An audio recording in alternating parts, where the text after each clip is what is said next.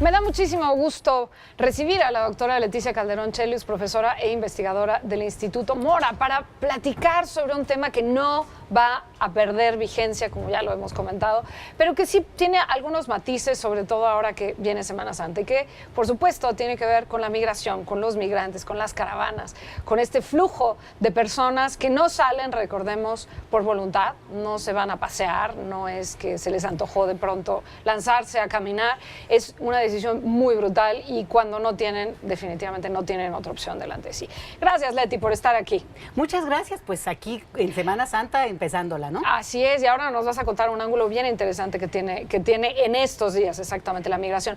Pero, ¿dónde estamos en este momento, Leti? ¿Qué va a pasar con toda esta gente que no va a entrar a Estados Unidos, que lo más probable es que se queden en México?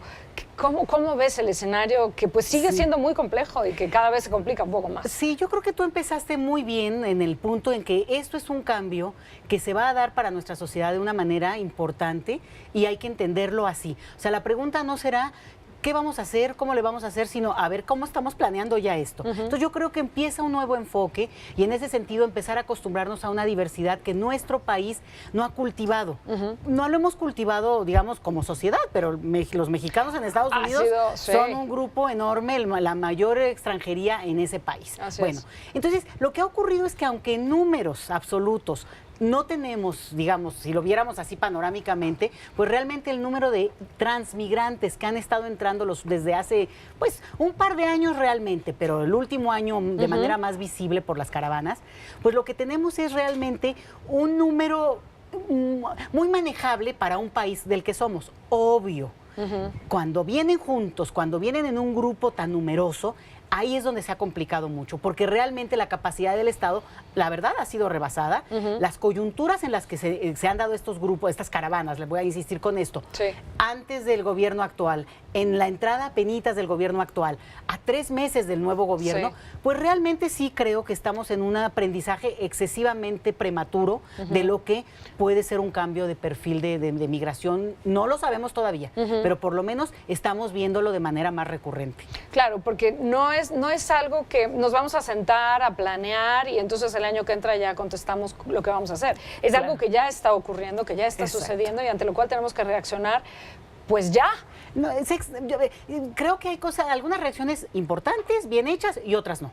Y yo creo que ese aprendizaje está siendo muy costoso. Ahora, de lo que sí hay que hablar también es que en el cambio del discurso del gobierno nuevo, ¿no? Del actual gobierno ya que está en funciones, bueno, no es solamente producto de la nueva voluntad o de que porque quieren ser más humanitarios. Eso puede ser y vamos a darles Dejémoslo ahí, claro, como pero hay posibilidad. una parte que tiene que ver con que México los últimos 20, 30 años ha firmado absolutamente todos los tratados que hay sobre derechos humanos, el tránsito migratorio, derechos de las familias migrantes y sus acompañantes. O sea, estamos hablando de que el país tiene una presión jurídica internacional de la que no puede deshacerse y tiene la obligación jurídica ante el mundo de dar cuenta de eso. Le toca pagar al gobierno actual, o sea, le toca hacerse cargo, y lo cual está bien porque tiene ese discurso, o sea, su discurso sí coincide con esto que incluso se firmó en diciembre, ¿no? Que ya era el nuevo gobierno, estaba en funciones, pero que se venía cocinando durante todo el gobierno del entonces presidente Peña Nieto. Entonces, sí quiero decirlo, porque de repente hay gente que dice, no, México no debe de aceptar o México no debe de firmar. No, señores, México ya firmó. Eso ya está firmadísimo. Desde 1990 firmó y alentó y liderea el Pacto Mundial de Migraciones de los trabajadores y sus migrantes y sus familias. Entonces, decir eso para que la gente también se relaje y diga, bueno, más bien lo que pasa es que nos llegó la factura y hay que pagarla ya. Exacto. Y qué importante, fíjate, Leti, esto que mencionas, porque yo, por ejemplo, no lo sabía o no lo había visto desde ese enfoque, que no es solo la buena voluntad o las ganas de tratar de una manera distinta el tema de la migración, es que no tenemos opción.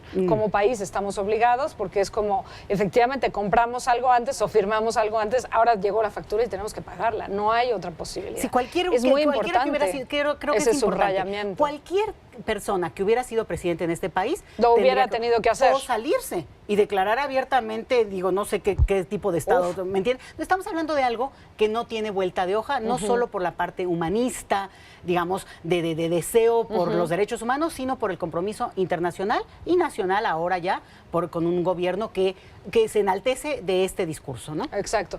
Y por otro lado hay un énfasis interesante que ocurre, digamos, una pequeña sutileza, pero que no es sutileza, ahora en Semana Santa con el tema de los migrantes.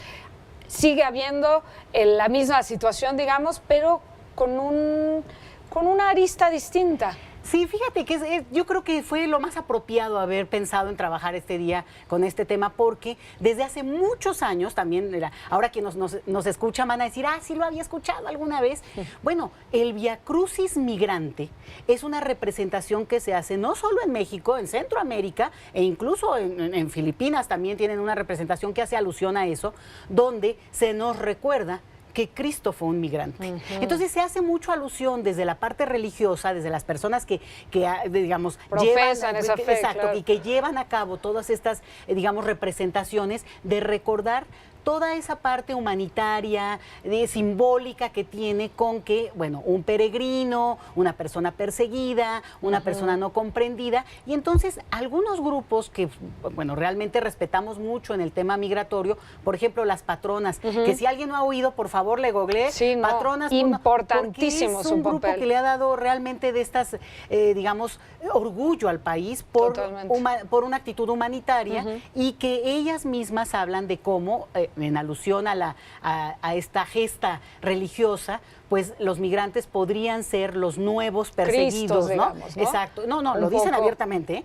Y en esta Semana Santa se realiza, decía yo, lo del Vía Crucis, pero además se replica en varias partes, incluso hay una caminata importante que trata de recordarnos esta gesta, este significado que creo que, bueno, le pone un contenido diferente, porque realmente, claro, pues incluso es algunas de las cuestiones que hace el Papa de limpiar, lavar los pies de alguna persona muy humilde, entre otras personas migrantes. Fíjate qué importante este simbolismo, porque efectivamente quizá la figura religiosa más reconocible y más importante a nivel mundial, sea que se profese la fe cristiana o no, pues es Jesucristo.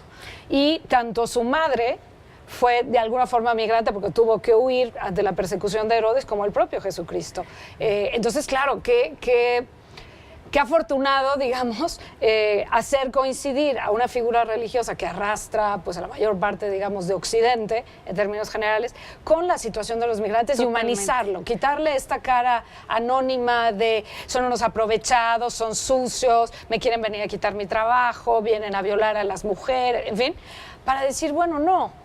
No, y además hay mucho más que decir. Justo es ese rostro, bueno, y acuérdense otra vez, lo estamos diciendo desde una semana donde se celebra esa actitud humilde, esa actitud, bueno, también de hospitalidad, en el sentido de que este recorrido que tú dices es en un momento en el cual una persona embarazada que no tiene dónde llegar, bueno, se supone que se le da posada. Que se le dio en su momento posada, digo, ¿no? En la época de dar a luz.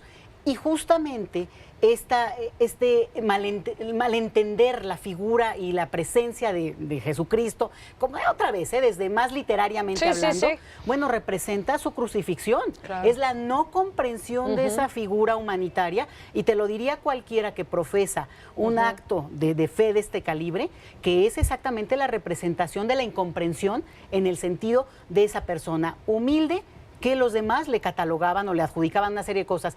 Y la Iglesia de los Pobres justamente rescata de manera muy importante la figura de Cristo para esos. Y mira, yo hablando de eso, pero que no se confunda, porque yo sí quiero reiterar la parte obviamente simbólica, catártica, que tiene también una figura así, para repensar o invitar a todo el mundo a repensar qué puede estar significando para un país como México, a lo mejor ser bendecido, porque México lo que ha hecho sistemáticamente y durante décadas... Y que nos ha enriquecido muchísimo.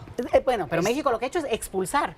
Yo pensé que... ahora tener y recibir población que va en tránsito de manera sumamente humilde, bueno, a lo mejor tiene que ver con repensar qué papel nos toca ahora jugar. En vez de pedir posada, tal vez dar posada.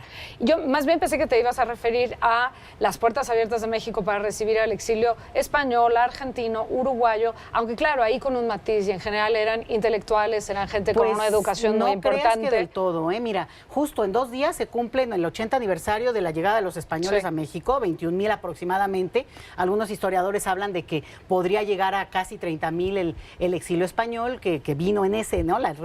Exilio español republicano en México. Ajá, ¿no? Entonces, es toda otra gesta, podríamos hablar yo creo que de ella, pero en ese grupo vendrían, por supuesto, gente muy célebre que ha dejado a nuestro país, que enriqueció la vida cultural. Mucho de eso, pero entre ese grupo tan numeroso, no todos eran intelectuales, había realmente de todos los de todo, se huye de sí, todas claro, las sales corriendo, pues sí. Pero creo que haces, digamos, una mención muy padre porque justo coincide ahorita con la Semana Santa, coincide con este papel que toca a México tener, y yo he dicho muchas veces que tal vez nosotros hemos vivido de nuestras rentas, hablando de ese exilio español de hace 80 años, o incluso el exilio sudamericano de hace 40. Sí, en ¿Y los 70. cuál es la gesta humanitaria que a esta generación nos toca dar, ofrecer? Bueno, a lo mejor es pensarlo de una manera pues más caritativa. Mira, por lo menos no atacar. Si no podemos ofrecer, tal vez ponernos en el lugar del que no tira la primera piedra. Bien, me encanta cómo lo planteas. Dejemos de vivir de las glorias del pasado, de Cárdenas, de todas estas puertas abiertas, y empecemos a ver qué podemos hacer hoy. Me parece muy saludable y muy pertinente el verbo repensar. Repensemos. Desde ahí podemos empezar a cambiar. Gracias, Leti. Muchas gracias. Hasta luego. Y nosotros regresamos con más cosas que tienen que ver contigo y conmigo aquí en El Ombligo de la Luna.